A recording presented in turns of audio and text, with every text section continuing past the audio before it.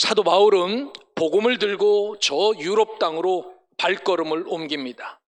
그리고 지금도 존재하는 그 땅, 이 데살로니가에 가서 복음을 나누지요. 원치 않게 폭도들 때문에 3주밖에 그들에게 말씀을 전하지 못하고 그들에게 인사도 제대로 드리지 못하고 헤어졌습니다. 이런 상황 속에서 중간에 끼어서 또 갈라놓는 사람들이 있었어요.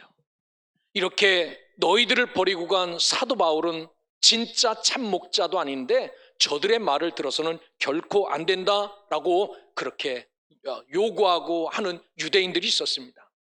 그렇지만 오늘 사도 바울은 그런 획책과 모략 가운데서도 믿음을 지키고 너희들 마음속에 하나님의 말씀을 깊이 새기고 믿음에 굳건하게 서서 그 말씀이 역사함으로 지금까지 신앙을 잘 지키는 것 너무나도 감사한다라고 고백하는 말씀이 오는 말씀입니다.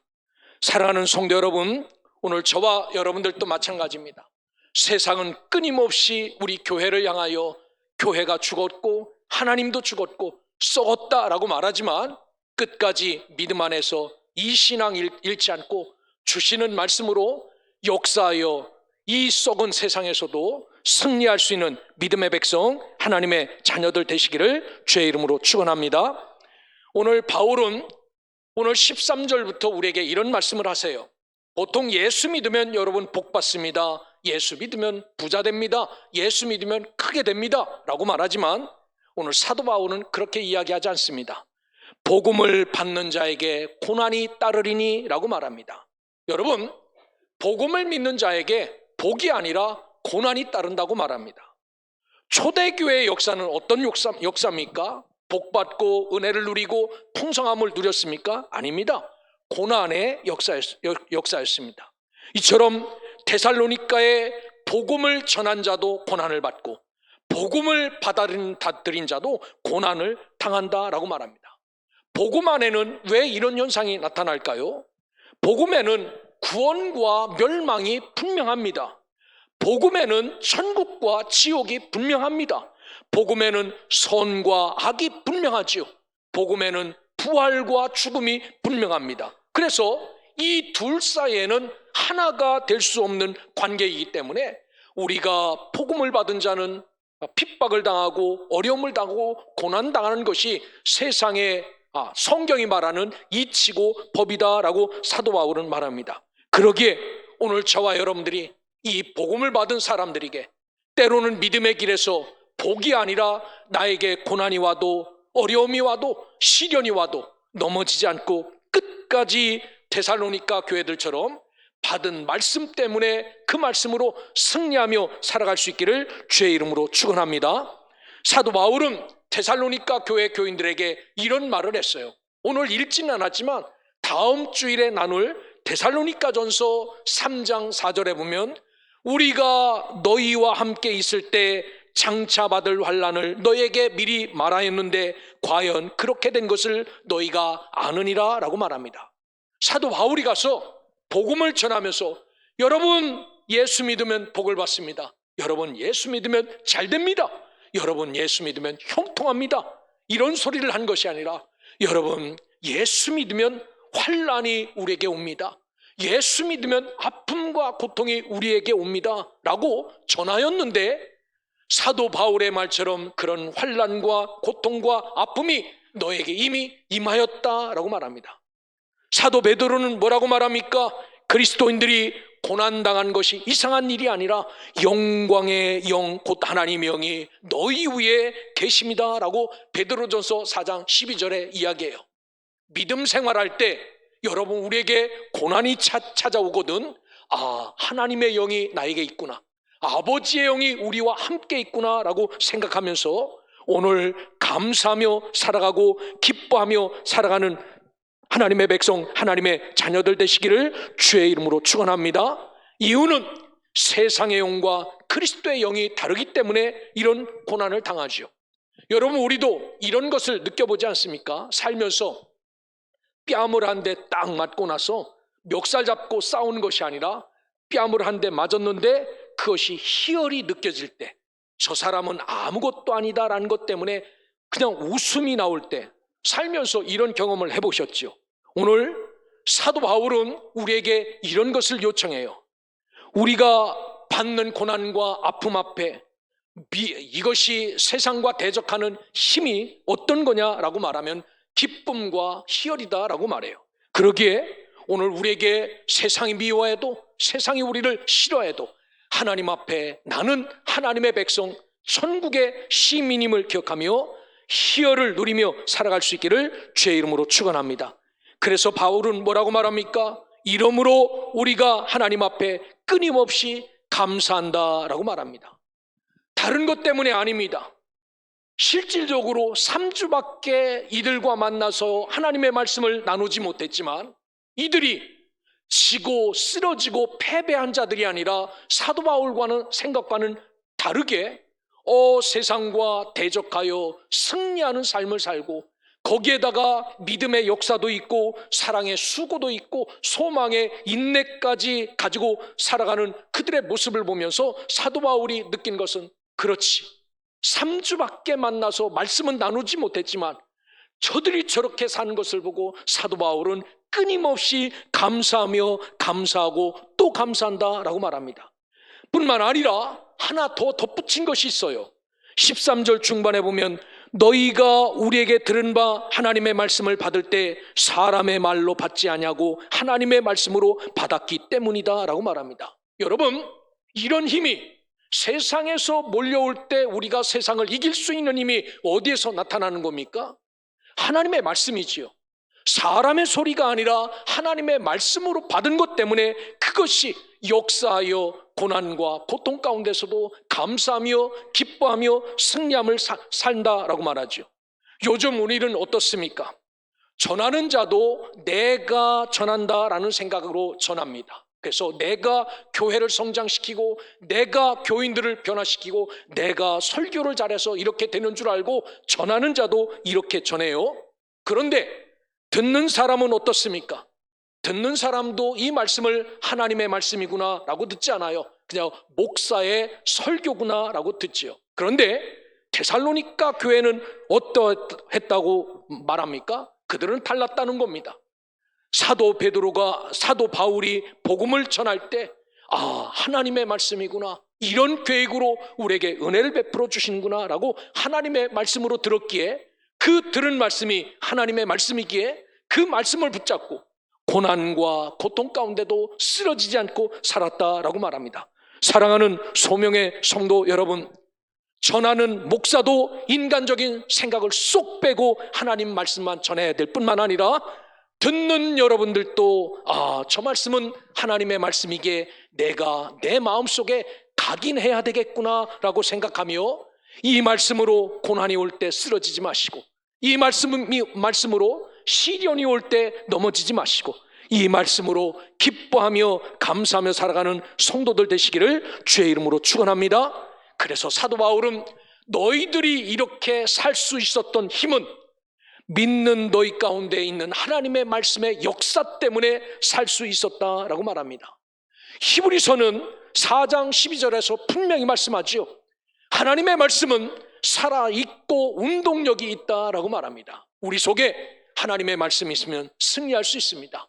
진짜 그 말씀이 하나님의 말씀이라고 믿는다면 우리가 어떤 상황에서도 쓰러지지 않고 살아갈 수 있다라는 사실을 기억하고 그 말씀으로 날마다 승리하십시오.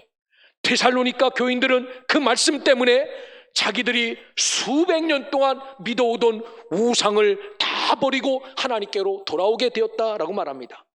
그럴 뿐만 아니라 그들 속에 믿음의 역사도 사랑의 수고도 소망의 인내도 나타나게 되었다라고 말합니다. 오늘 이 데살로니가 교회들처럼 저와 여러분들도 주어지는 말씀을 각인하여 이 말씀이 우리 속에 살아있고 운동력이 있어서 어떤 비진리에도 지지 않는 믿음의 백성, 하나님의 성도들, 자녀들 되시기를 주의 이름으로 축원합니다. 두 번째로 바울은 그럼에도 불구하고 하나님의 교회들을 본받는 자가 데살로니가 교회였다라고 말합니다. 여러분 14절에 보면 형제들아 너희가 그리스도 예수 안에서 유대에 있는 하나님의 교회들을 본받는 자 되었으니 라고 말합니다. 예루살렘 교회를 본받는 교회가 데살로니가 교회였다라고 말합니다.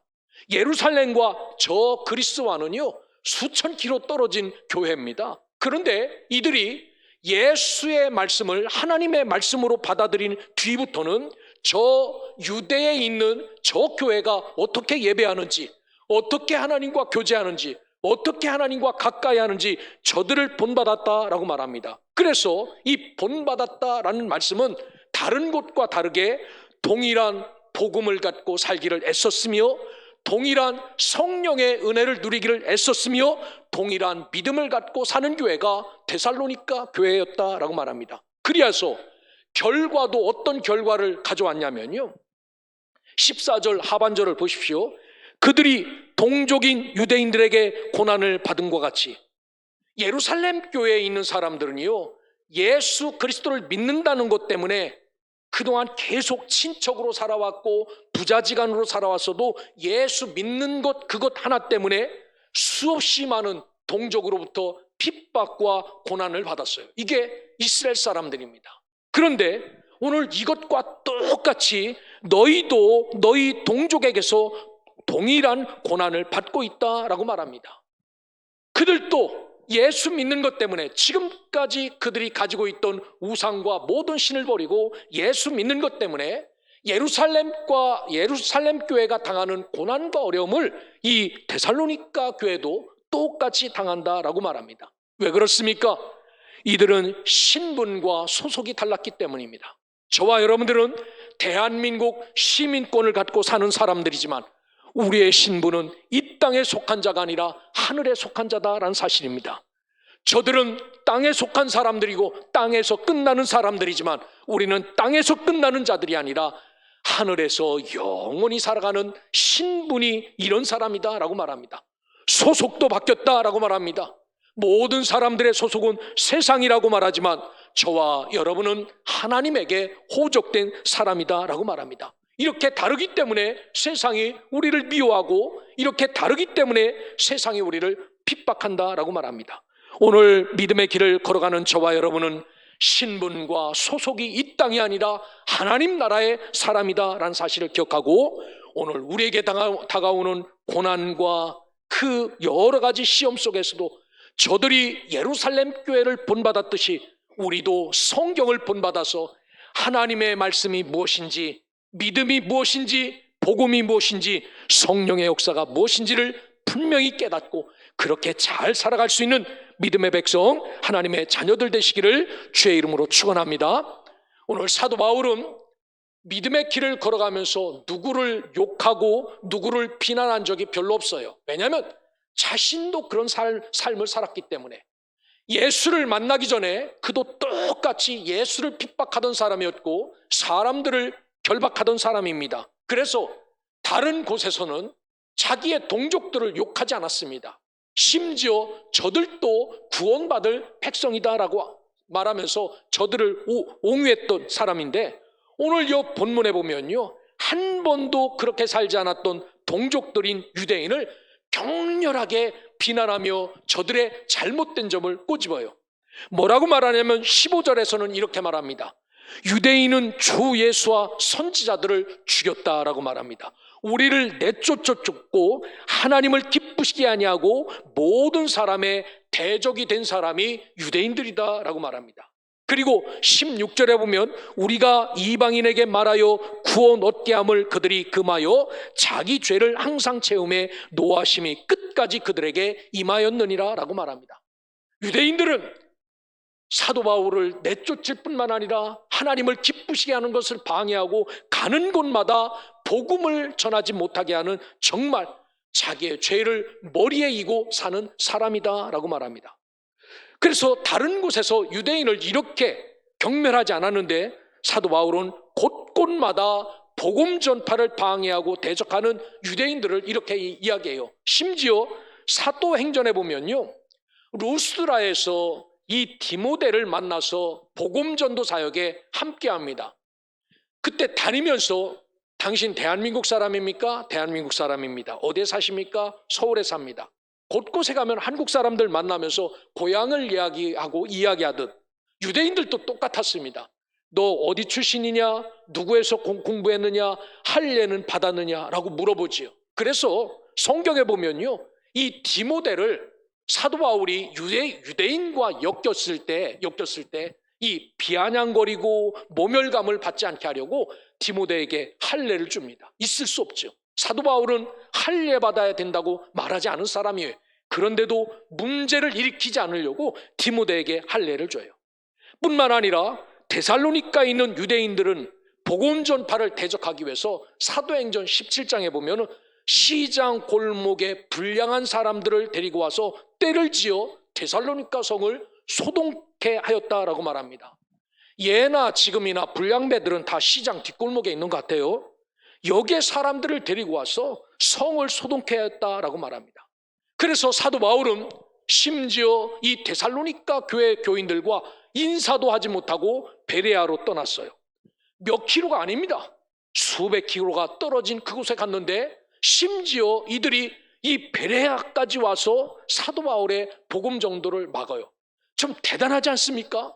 사도 바울의 열정도 대단한데요, 이것을 막는 사람의 열정도 대단해요. 지금처럼 오토바이가 있어서 왕 타고 오는 것도 아니고 차가 있어서 왕 타고 오는 것도 아닙니다. 거기까지 크게 뭐라고 이 유대인들이 목숨 걸고 베레아까지 와서 그 일을 막았다고 그래요. 그래서 사도 바울이 너무 화가 나서 오늘 이런 자들이 멸망받을 자들이다라고 말합니다. 심지어 어디까지 쫓아왔냐면요, 데살로니가에서 베레아를 지나 아덴을 지나 고린도까지 쫓아왔어요.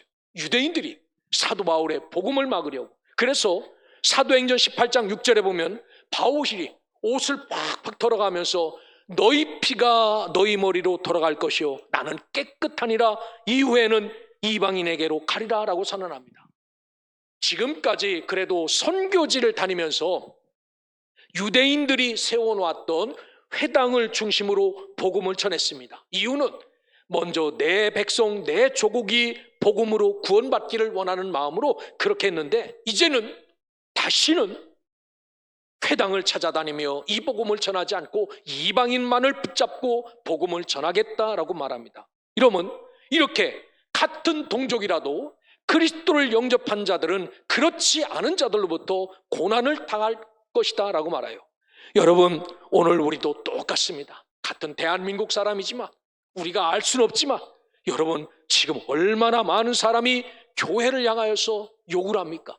신은 죽었다, 교회는 썩었다, 목사들은 다 썩었다, 성도들은 다 썩었다 라고 말하죠. 여러분, 이렇게 썩었고 죽었다 말하지만 하나님은 이 교회를 통하여 역사하시고 인도하신다라는 사실을 기억하고, 우리가 이렇게 고난받을 때 에라 요구도 먹어가면서 교회 안 다니겠다 뛰쳐나가지 마시고, 하나님의 영이 우리 왜 위기에 이 고난 이 시련을 당한다라고 생각하시고 이 믿음 이 사랑 안에서 흔들림 없이 믿음의 길을 걸어갈 수 있는 주의 자녀들 되시기를 주의 이름으로 축원합니다. 마지막으로 사도 바울은 17절부터 20절에 너희 보기를 열정적으로 원한다라고 이렇게 말해요. 17절에 보면 형제들아 우리가 잠시 너희를 떠난 것은 얼굴이요 마음은 아니니 너희 얼굴 보기를 열정으로 더욱 힘썼노라 라고 말해요. 요즘 우리가 하는 말을 하고 있어요. 예를 들어서 우리가 지금 그냥 차 타고 갈 수 있는데 형제가 살고 친척이 살고 있으면 갈 수 있어요. 제주도라도 갈 수 있습니다. 그런데 멀리 떨어져서 해외에서 자녀가 살고 부모가 산다면은 우리가 어떻게 말합니까? 전화 걸어서 아버지 우리가 몸은 떨어져 있어도요 마음만은 내가 거기 있어요. 걱정하지 마세요. 이렇게 이야기하듯이 사도 바울도 데살로니가 교회 교인들에게 왜 안 오십니까? 우리에게 와서 왜 말씀을 안 전해 주십니까? 라고 말할 때 가고 싶어도 못 가는 마음이 있었어요. 그래서 사도 바울이 이렇게 말합니다. 내가 여러분을 잊지 않았습니다. 내가 여러분을 떠난 것도 아닙니다. 잠시 떠난 것은 얼굴만 우리가 못 볼 뿐이지 마음은 내가 데살로니가 가 있습니다 라고 이렇게 말합니다. 여러분, 왜 사도 바울이 이렇게 이야기하냐면요, 폭도들 때문에 사도 바울은 데살로니가 교회 교인들과 인사도 못하고 떠났어요. 이 틈에 이 폭도들이 끼어들어와서 봐라 바울은 사꾼 목자야. 그래도 인사는 하고 떠나야 되는데 인사도 안 하고 떠나는 저놈이 전해주는 것을 너 진짜 믿냐? 저 사꾼인데. 이래서 자꾸 사이를 간극을 벌려뒀습니다. 그래서 사도 바울은 말합니다. 18절에 보면 한두 번 너에게 가고자 하였으나 사단이 우리를 막았도다 라고 말합니다. 여기서 사단은 누구를 말합니까? 구체적으로 누군지는 우리가 알 수 없지만 추측하자면요, 다른 사람이 아니라 사도 바울이 와서 복음 전한 것을 막은 사람이 있습니다. 사도행전 17장 9절에 보면은 이 데살로니가 교회에 갔을 때 환영합니다라고 받아들인 사람이 있어요. 야손이라는 사람입니다. 사도 바울을 받아들여서 먹여주고 재워주고 복음을 증거하는 일에 기꺼이 헌신한 사람이에요. 그런데 사도 바울이 쫓겨가고 도망가자 이 폭도들이 제일 먼저 잡아들인 사람이 누구냐면 야손이라는 사람을 잡아들였어요. 그래서 재판을 하면서 너 왜 그 쓸데없는 놈을 불러들여갖고 우리 마을의 전통이 무너지게 만들고 우리 마을에 지금까지 지켜오던 우상을 다 부수게 만들었냐라고 말하면서 두 번 다시 그 짓을 하지 말아라 라고 말하면서 보석금을 내고 놓아줍니다. 그러니까 다시 사도 바울을 불러들이면은 이 사도 바울은 둘째치고 야손이 더 벌을 받게 되지요.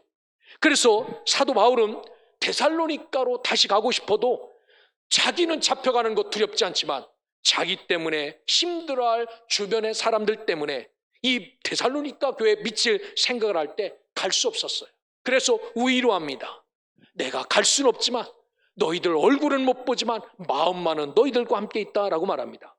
여러분, 이것을 뒷받침해 주는 말씀이 15절 말씀입니다. 유대인은 주 예수와 선지자를 죽이고 우리를 쫓아내고 모든 사람에게 대적이 되었다라고 말하는 말씀처럼 그들은 그 사도 바울을 가는 곳마다 막았어요. 하지만 사도 바울이 이런 이야기를 해요. 3주밖에 가르친 적은 없지만 이 데살로니가 교회 교인들에게 편지를 쓰면서 말하기를 19절에서 우리의 소망이나 기쁨이나 자랑의 면류관이 무엇이냐라고 말합니다. 우리가 믿음의 길을 걸어가면서 우리의 자랑, 우리의 면류관이 무엇이냐? 주님이 강림하실 때 무엇을 가장 기뻐하실까라고 말하는데 사도 바울은 주님이 강림하실 때 가장 기뻐하는 것은 다름 아니라 너희들 여러분들입니다라고 말합니다.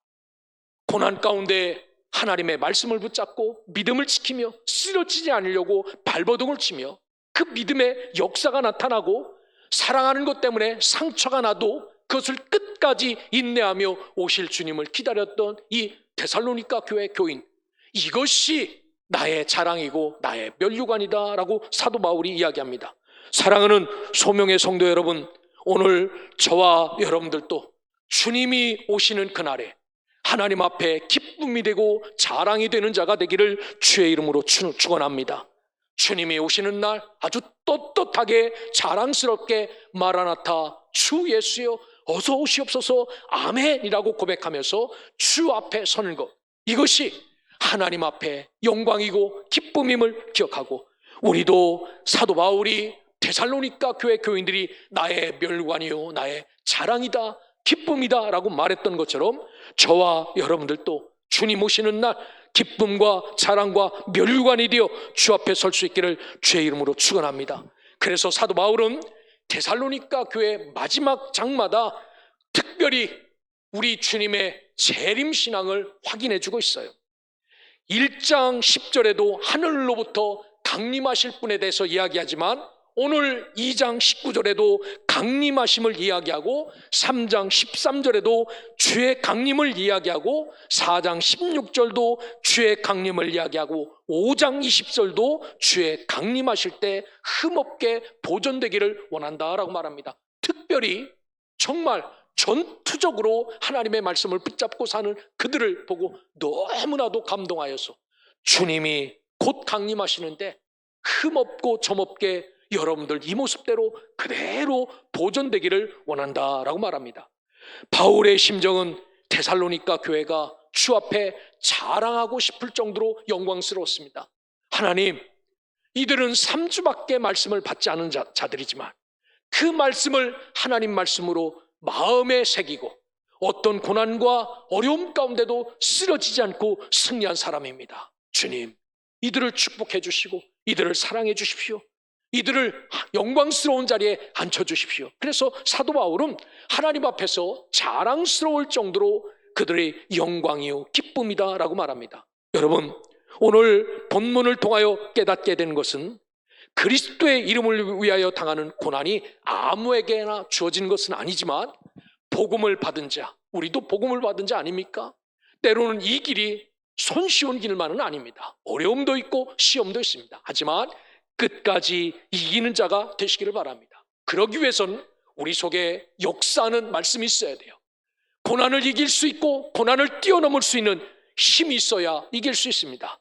여러분에게 이 말씀이 채워지기를 주의 이름으로 축원합니다. 그리고 주 앞에 서는 날 하나님 앞에 영광이 되고 기쁨이 되어 살아가는 우리 소명의 성도들, 하나님의 자녀들, 그래요, 고난도 기쁨으로 감내하며 하나님 앞에 영광 돌리는 주의 백성들 되시기를 우리 주 예수 그리스도의 이름으로 간절히 축복합니다.